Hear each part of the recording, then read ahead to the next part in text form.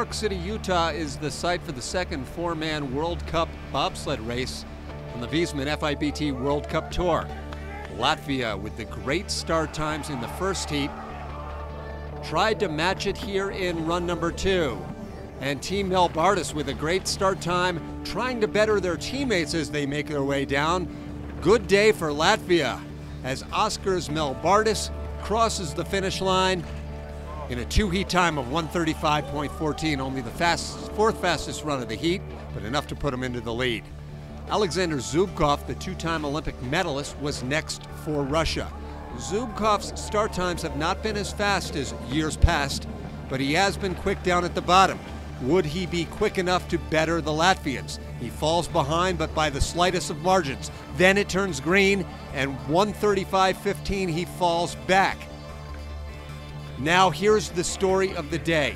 After the first run, 3 sleds, Germany, Russia, and the United States, were all tied for first place within 100th of a second, all tied to the 100th. This was the first of those 3 to come down, Max Arndt of Germany. This is to guarantee at least a top 3 position, 200ths up right now, and he hangs on, extending it to 3, Team Arndt with at least a bronze medal.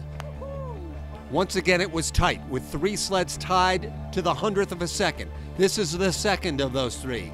Aleksander Kasyanov, the pilot for Russia. Good clean load. And making their way down behind the Germans, ahead of the Germans. How tight would it be? 100th, then 200th.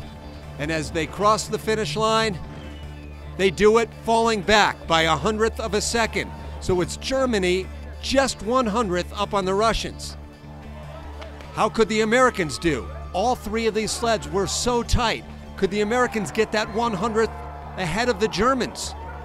First, it would matter at the start. They load in with a very good start time.